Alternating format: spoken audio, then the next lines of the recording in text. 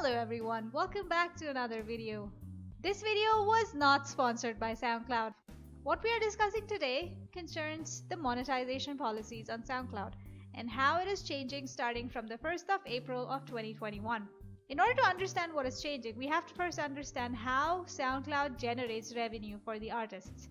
There are two ways in which fans who listen to your music create revenue for the artist they are listening to. The first way is by consuming advertisements. Whenever they are streaming your music, there are certain advertisements that get played, and based on that advertisement, they generate a small amount of ad revenue. And the second way of generating revenue by the fans is if they have a subscription of SoundCloud Go Plus. So now that you have two ways of creating some amount of revenue for your artists, let's see what happens when it comes to the artist's end. Now, in the existing model, this revenue streams, this advertisement revenue and the subscription revenue, all of this is collected into a giant pool, and from that pool, it gets distributed at the end when it's time to get payments done. And in order to decide who gets how much of that payment, SoundCloud relies on the amount of streams an artist contributes to the total number of streams. And this means two things.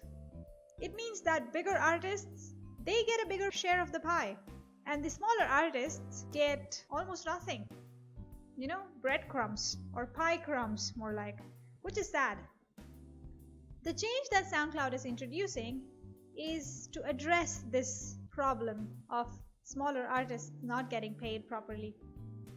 Now, the new change is going to address two things. First, how the revenue is collected, and second thing is how that revenue is getting paid.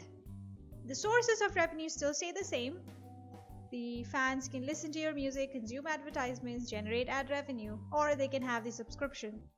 Both of these get combined. But instead of sending this revenue into a giant collected pool of revenue, this revenue is now kept separately for the artists that these fans are listening to.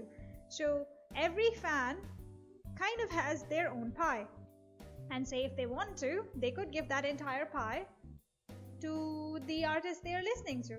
It's a direct relationship between the artist who creates the music and the fan who listens to the music. The revenue they create gets paid directly to the artist they listen to. And this benefits the people who are small, yes, but who have a dedicated fan base, who listen to them regularly. Based on what SoundCloud has put out on their website, this is supposedly going to pay more compared to the existing model to artists who are smaller but have a dedicated fan base. So that's the change. Now, what does this mean to people like you and me who are in the niche genre of dead step minatory? Well, it means that now, if you are monetized on SoundCloud, you will be getting a bigger slice of the pie. Now, who is eligible for this? Who is eligible to get paid by this model? The eligibility remains the same. If you want to get monetized on SoundCloud, there are three ways you can do that. The first way is by getting a Pro Unlimited subscription. And once you get the unlimited subscription, then you have to have 500 valid streams in the last month, and there are several other conditions that you need to meet, no strikes and such stuff like that. You can check out the link in the description to find out more details on that and see if you qualify. The second way is to have a SoundCloud repost subscription, and this repost by SoundCloud does not have any eligibility criteria, so anybody can get monetized.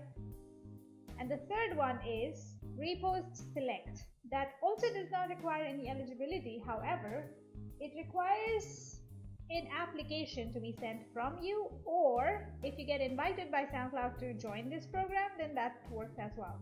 So these are the three ways that you can join the monetization on SoundCloud.